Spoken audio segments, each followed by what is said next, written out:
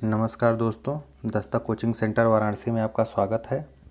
आज हम आपके सामने 40 जीके जीएस का क्वेश्चन लेकर आए हैं जो कि एग्ज़ाम की दृष्टि से बहुत ही महत्वपूर्ण है। चाहे वो पेट का एग्ज़ाम हो, चाहे वो यूपीएसआई हो, चाहे अदर एग्ज़ाम जिसमें आपके जीके जीएस के क्वेश्चन पूछे जाते हैं।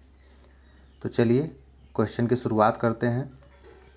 जैसा कि आप देख रहे हैं स्क्रीन पे कि पहला क्वेश्चन ये आपका 41 नंबर जो है वह है कि अशोक किस राजवंश के राजा थे। जो सम्राट अशोक थे वो किस राजवंश के राजा थे। तो ये आसान क्वेश्चन हो गया। ये था आपका मौर्य वंश। कौन सा वंश? मौर्य वंश। अगला है 42 नंबर कि जामा मस्जिद का निर्माण किसने कराया। 4 ऑप्शन है, गुरु रामदास, शाहजहाँ, राव जोधाजी और महात्मा गांधी। तो आपका 42 का बी हो जाएगा शाहजहाँ। किसने कराया था जामा मस्जिद का निर्माण? शाहजहाँ ने। ठीक है। और ये कहाँ स्थित है? ये पुरानी दिल्ली में स्थित है और ये भारत की सबसे बड़ी क्या है? मस्जिद है। अगला है कि मराठा साम्राज्य का दूसरा संस्थापक किसे माना जाता है।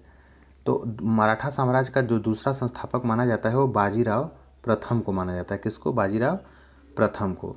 क्योंकि बाजीराव प्रथम एक योग्य जो है कूटनीतिज्ञ एवं सेनापति था और उसने अपने प्रयासों के द्वारा ही क्या किया था? मराठों को भारत की प्रथम श्रेणी की शक्तियों में लाकर खड़ा किया था।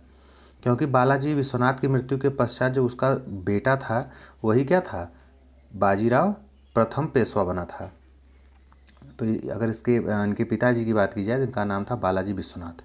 ठीक है। चलिए अगले क्वेश्चन में चलते हैं। अगला क्वेश्चन है हमारा कि सीमांत गांधी किसे कहा जाता है। तो सीमांत गांधी जो है खान अब्दुल गफ्फार खां को क्या कहा जाता है? सीमांत गांधी।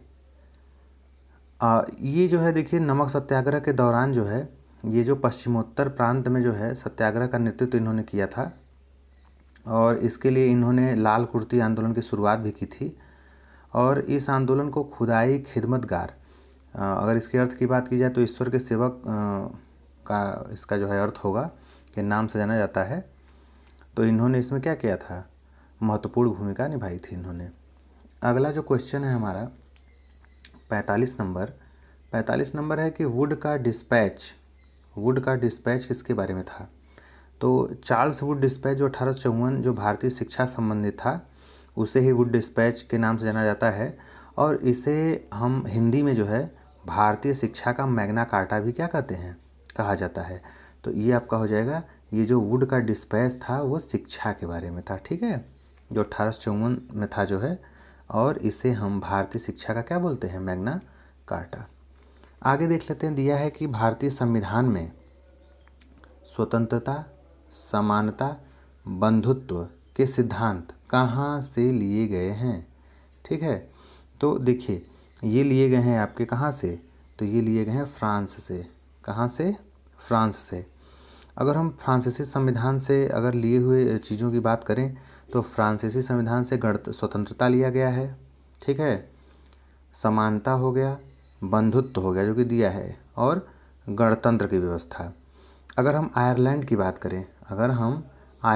बात करें तो आयरलैंड में हो जाएगा नीति निर्देशक सिद्धांत, राष्ट्रपति का निर्वाचन, राज्यसभा के लिए सदस्यों का नामांकन। ये आयरलैंड से लिया गया है और नीति निर्देशक सिद्धांत भी हम कह सकते हैं। आगे देखिए अगर हम कनाडा की बात करें तो कनाडा से हमने क्या क्या लिया हुआ है? संघीय व्यवस्था को लिया हुआ है, राज्यपालों की नियुक्ति लिया है, अवशिष्ट शक्तियों जो है किसके पास रहेंगी? केंद्र के पास रहेंगी। ये भी हमने कनाडा से लिया हुआ है। अगला है कि ब्रिटिश, अगर हम देखें अमेरिका की बात करें तो ब्रिटिश संविधान से हमने जो है क्या लिया है? ये जो अगर अमेरिका की बात करें तो मूल अधिकार है अमेरिका से, न्यायपालिका है और न्यायिक पूर्वावलोकन है। तो ज़्यादातर अमेरिका से पूछा जाता है आपका मूल अधिकार।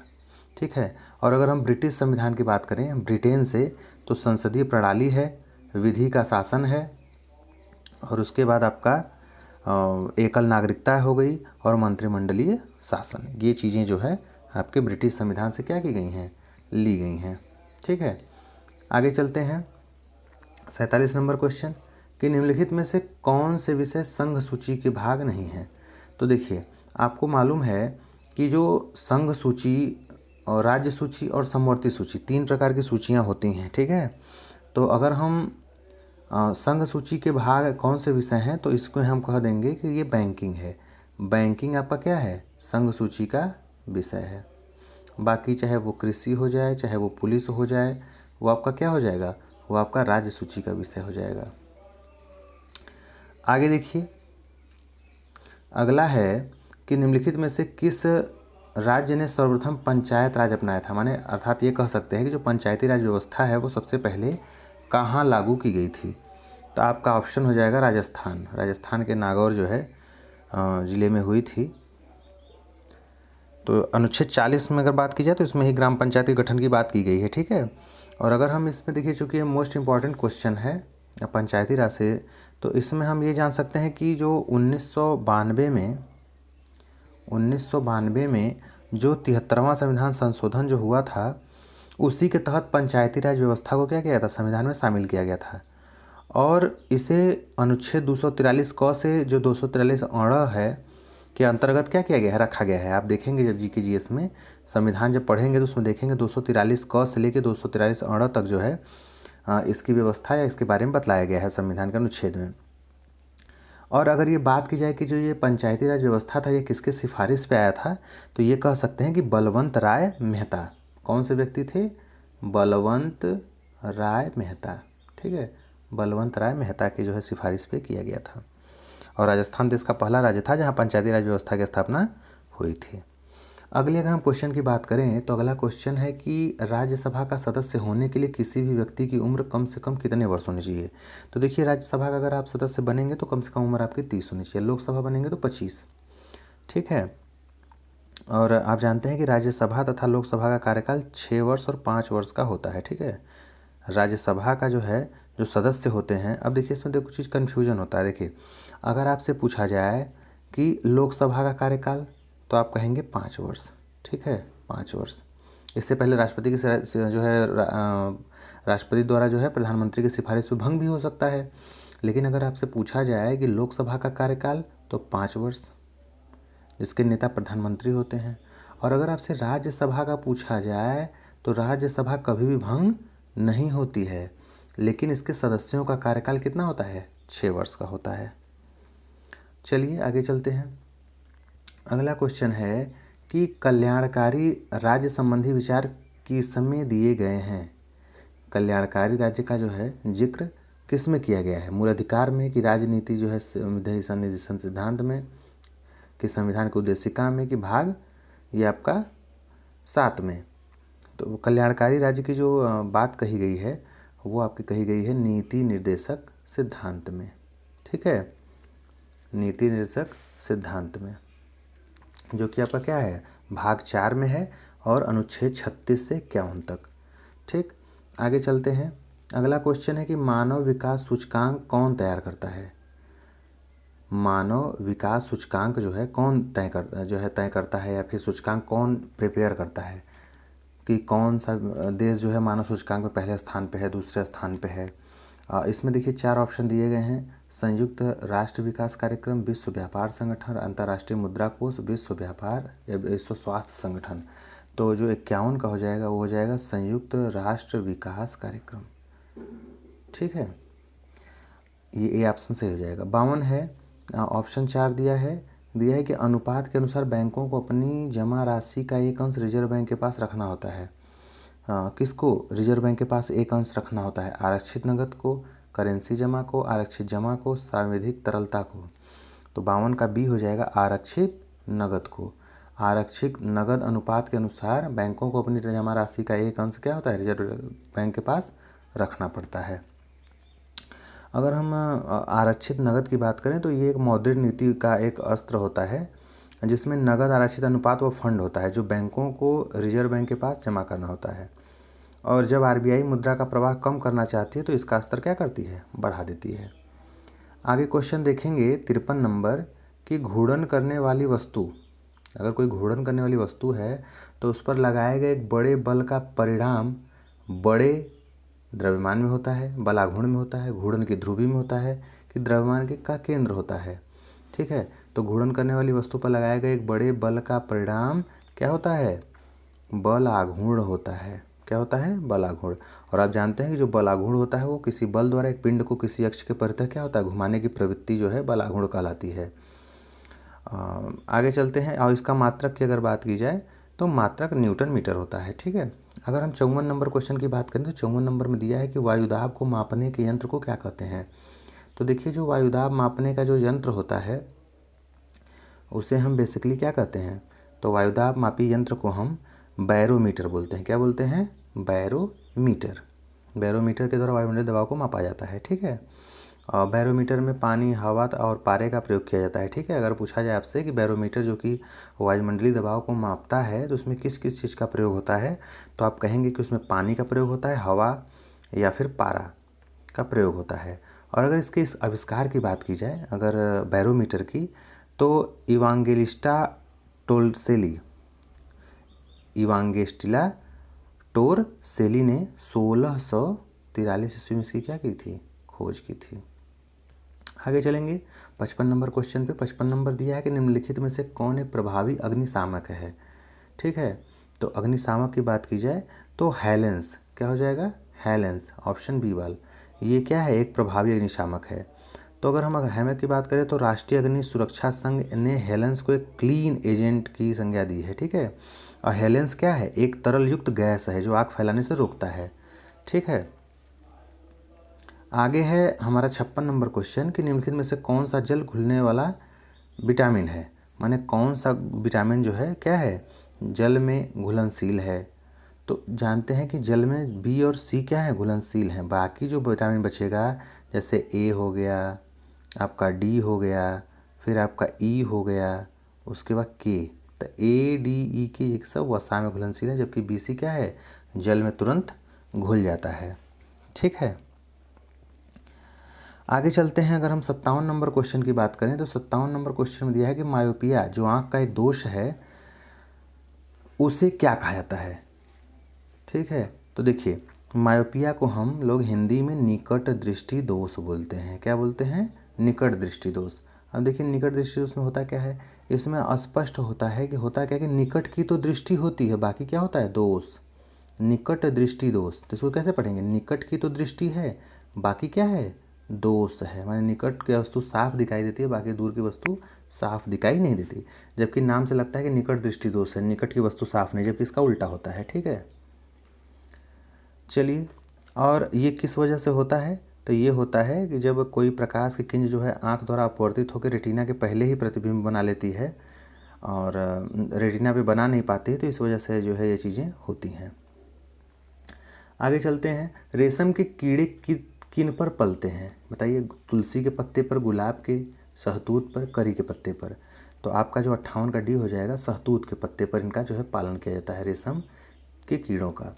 आगे है कि कितने गीगाबाइट एक पेटाबाइट के बराबर है। तो 59 का हो जाएगा आपका डी डॉग, 1024 गुणे 1024। ये डिजिटल सूचना की मापक होती है। आगे चलते हैं 60 नंबर क्वेश्चन। दुनिया में सबसे बड़े मुहाने का मैंग्रोव वन कहाँ स्थित है? ठीक है, तो जो दुनिया में सबसे बड़े मुहाने का मैंग्रोव वन है वो है सुंदरवन राष्ट्रीय उद्यान। ठीक है, ये आपका जो है सुंदरवन राष्ट्रीय उद्यान भारत के पश्चिम बंगाल राज्य के दक्षिणी भाग में क्या होता है? गंगा नदी के किनारे स्थित होता है, और इसे 4 मई 1984 को राष्ट्रीय उद्यान घोषित किया गया था। और यह मैंग्रोव वृक्षों और रॉयल बंगाल टाइगर्स का सबसे बड़ा क्या है? संरक्षित क्षेत्र है। आगे अगर हम बात करें तो ओजोन परत के क्षरण के क्या कारण हैं? अगला जो हमारा क्वेश्चन 61 नंबर है, तो इसमें पूछ रहा है आपसे कि ओजोन परत के क्षरण का कारण क्या है, बताइए। फेफड़ों का कैंसर, स्तन कैंसर, त्वचा कैंसर, रक्त कैंसर। माने अगर ओजोन परत का क्षरण हो जाए तो क्या होगा? तो हो जाएगा आपका बी, त्वचा कैंसर। ठीक है, हानिकारक किरणों को जो है ओजोन परत क्या करती हैं? सूर्य से आने वाली किरणों को हमारे तक पहुंचने में रोकती हैं, जो हानिकारक किरणें होती हैं। और ये समताप मंडल में लगभग 15 से 35 किलोमीटर की ऊंचाई के बीच पाया जाता है। और पर्यावरणीय प्रदूषण के कारण ओजोन परत में क्या हो जा रहा है? बराबर ह्रास हो रहा है या फिर उसका जो है क्षरण हो रहा है। और अगर ओजोन परत में ज़्यादातर अगर क्षरण हो गया तो क्या होगा? इसमें त्वचा कैंसर हो जाता है मनुष्यों में। ठीक है, क्योंकि जो पराबैंगनी किरणें होती हैं वो क्या करती हैं? नुकसान पहुंचाती हैं। ठीक है, आगे चलते हैं। 62 नंबर क्वेश्चन पे दिया है कि मोनालिसा को आगे दिया पत्थर, कागज, लकड़ी, धातु की चादर पर पेंट किया गया था। भाई मोनालिसा को किस पे बनाया गया था? जो एक प्रसिद्ध चित्रकार, मोनालिसा इटली के महान चित्रकार जो है ये बनाए थे इसको, मोनालिसा एक चित्र है, तो इसको लकड़ी पे बनाया गया था। किस पे? लकड़ी पे चित्रकारी की गई थी। अगला है कि राष्ट्रीय सुरक्षा परिषद का अध्यक्ष कौन होता है? तो भाई राष्ट्रीय सुरक्षा परिषद का जो अध्यक्ष होता है वो प्रधानमंत्री होता है। आगे है कि एटीएम मशीन से पैसा निकालते समय निकालने वालों पर इलेक्ट्रॉनिक निगरानी किस चीज़ से रखी जाती है? जब आप पैसा निकालने एटीएम में जाते हैं तो आप पे नज़र रखी जाती है, ठीक है, तो वो किससे रखी जाती है? तो वो रखी जाती है सीसीटीवी कैमरे से। देखे रहते हैं एटीएम में लगा रहता है, ठीक है। अब आगे चलते हैं। ये आपका 65 नंबर क्वेश्चन कि इनमें से कौन से अपराध के मूल तत्व हैं? अपराध के मूल तत्व कौन कौन से हैं? इंसान द्वारा किए गए, आपराधिक इरादा, कोई अवैध कार्य या चूक, किसी अन्य व्यक्ति के शरीर, मन, प्रतिष्ठा या संपत्ति। तो यहाँ पे ऑप्शन ए जो है आपका राइट हो जाएगा। ये जो सभी हैं, ये सभी क्या हैं? अपराध की ही मूलभूत तत्व हैं, ठीक है। आगे है आपका 66 नंबर क्वेश्चन। 66 नंबर है कि भारत सरकार की वह कौन सी योजना है जिसका उद्देश्य ऐसे बच्चों का संरक्षण करना है जिन्हें देखभाल और सुरक्षा की आवश्यकता हो। इसके अलावा ऐसे किशोर जो कानून का उल्लंघन करते हैं और वो बच्चे जो कठिन परिस्थितियों में रहते हैं उनका संरक्षण भी इस योजना का एक अंग है, ठीक है।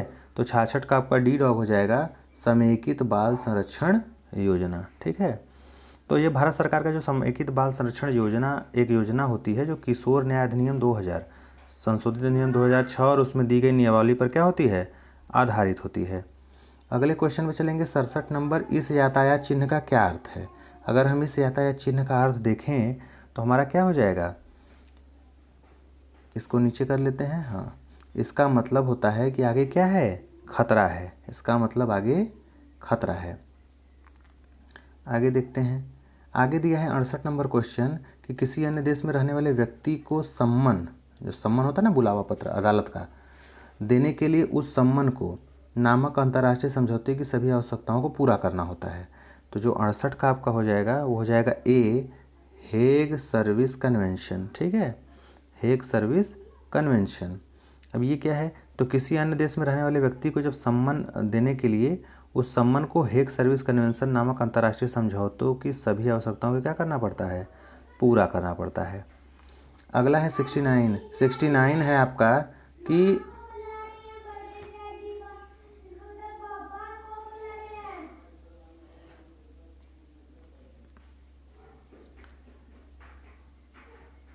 जो आरटीआई होती है 2005 के तहत लोक प्राधिकारियों के दायित्वों को किस धारा में वर्णित किया गया है? तो ये आपका ऑप्शन बी में धारा 4 के क में जो है क्या किया गया है? परिभाषित किया गया है। अगर धारा हम 3 की बात करें तो ये सूचना का अधिकार होता है, 5 जो है लोक सूचना अधिकारियों का पदनाम होता है और 6 जो है सूचना प्राप्त करने के लिए जो है अनुरोध, जो आपका सूचना का अधिकार की धाराएं हैं, ठीक है। तो ये दायित्वों को जो है 4(1) में क्या किया गया है? बताया गया है, वर्णित किया गया है। अगला क्वेश्चन है संविधान के किस अनुच्छेद में या किस अनुच्छेद के तहत सर्वोच्च न्यायालय और संविधान के अनुच्छेद के तहत किसी राज्य के उच्च न्यायालय में जनहित याचिका या पीआईएल आप दायर कर सकते हैं? कहने का मतलब सर्वोच्च न्यायालय का पूछा है आपसे और उच्च न्यायालय का पूछा है, किसके तहत आप पीआईएल दाखिल कर सकते हैं, ठीक है, जनहित याचिका। तो 70 का जो है आपका क्या हो जाएगा? बी वाल। अनुच्छेद 32 है आपका सुप्रीम कोर्ट और 226 है ये, ठीक है। जब आपके जो है संवैधानिक अधिकारों का जो है हनन हो या मौलिक अधिकारों का हनन हो तो आप सुप्रीम कोर्ट में जा सकते हैं अनुच्छेद 32 के तहत, इसे संवैधानिक उपचारों का अधिकार, और अनुच्छेद 226 के तहत जो है आप जा सकते हैं उच्च न्यायालय में, हाई कोर्ट में। आगे आपका अगला क्वेश्चन है 71 नंबर कि भूमि अधिग्रहण अधिनियम या फिर इसको भूमि अधिग्रहण या पुनर्वास और पुनर्स्थापन 2013 के अनुसार सरकारें निम्नलिखित से किस भूमि का अधिग्रहण कर सकती हैं? जो भूमि अधिग्रहण कानून बनाया गया था उसके तहत जो है सरकारें जो है किस जो है तरह की जो है भूमियों का अधिग्रहण कर सकती हैं? तो आपका 71 नंबर हो जाएगा आपका सी। क्या हो जाएगा? सी, ए बी सी, अर्थात तीनों प्रकार के। सामरिक प्रयोजन के लिए भी परियोजनाओं से प्रभावित परिवारों के लिए जो है परियोजनाएं, और सार्वजनिक निजी सहभागिता परियोजनाओं के जहां भूमि का स्वामित्व सरकार के पास ही रहेगा। तो 71 का आपका क्या हो जाएगा? सी हो जाएगा, ठीक है। अगला क्वेश्चन है 72 कि विकलांग और अनियोज्य के लिए राहत किसका हिस्सा है? ठीक है। भारतीय संविधान के अगर अनुसूची 7 की सूची 2 को हम क्या कहते हैं, राज्य सूची कहते हैं, और इसमें कुल 61 प्रविष्टियाँ हैं। ठीक है। इसके अंतर्गत लोक व्यवस्था, पुलिस, स्थानीय शासन, विकलांग एवं अनियोज्य के लिए राहत कार्य का क्या किया गया है, व्यवस्था किया गया है। तो 72 का क्या हो जाएगा, सी, राज्य सूची में। विकलांग और अनियोज्य के लिए राहत जो है ये राज्य सूची में दिया गया है। अगले अगर हम क्वेश्चन की बात करें 73 नंबर, तो 73 दिया है कि राज्य के नीति निर्देशक सिद्धांत में कौन सा अनुच्छेद प्रबंध में श्रमिक भागीदारी को सुरक्षित करने की बात कहता है, किस अनुच्छेद में। तो आपका 73 का हो जाएगा सी, 43 के ए में। ठीक है। राज्य के नीति निर्देशक सिद्धांतों में जो अनुच्छेद 43 ए प्रबंध में भागीदारी जो है श्रमिकों की क्या करता है, सुरक्षित करने की बात करता है। अगला आपका क्वेश्चन हो जाएगा कि ग्राम पंचायत के सदस्यों का कार्यकाल कितने साल का होता है। तो ये तो आसान क्वेश्चन आप जानते हैं, 5 साल का होता है। अगला है अरुण कुमार राय, जिनका 21 जुलाई 2019 को निधन हो गया, वो किससे संबंधित है या किस क्षेत्र से संबंधित थे। तो 75 का बीबाल हो जाएगा राजनेता। वो क्या थे, राजनेता थे। ठीक है। वो पूर्व लोकसभा सदस्य और मार्क्सवादी समन्वय समिति के संस्थापक थे, जिनका निधन 21 जुलाई 2019 को हो गया। अगला है 76 नंबर कि फर्नांडो कार्बेटो का संबंध किस क्षेत्र से है। ये फर्नांडो जो कार्बेटो हैं वो किससे संबंधित हैं। तो ये आपका कंप्यूटर संबंधित है। ठीक है। इन्होंने ही क्या किया था, कंप्यूटर पासवर्ड का आविष्कार किया था। जो कंप्यूटर में आप पासवर्ड लगाते हैं, तो अगर उसके आविष्कार की बात की जाए तो फर्नांडो कार्बेटो ने ही किया था। ठीक है, 1960 के दशक में। आगे इनको जो है 1995 में एशियम ट्यूरिंग अवार्ड से भी सम्मानित किया गया था। किसको, फर्नांडो कार्बेटो को। अगर अगले हम क्वेश्चन की बात करें 77 नंबर, तो अगला है कि उद्योग संवर्धन और आंतरिक व्यापार विभाग के सचिव नियुक्त हुए हैं। तो कौन नियुक्त हुए हैं, तो आपका डॉक्टर गुरु प्रसाद महापात्रा। ठीक है, डॉक्टर गुरु प्रसाद महापात्रा। अगला है कि रटगर हाउर को 19 जुलाई 2019 को निधन हो गया।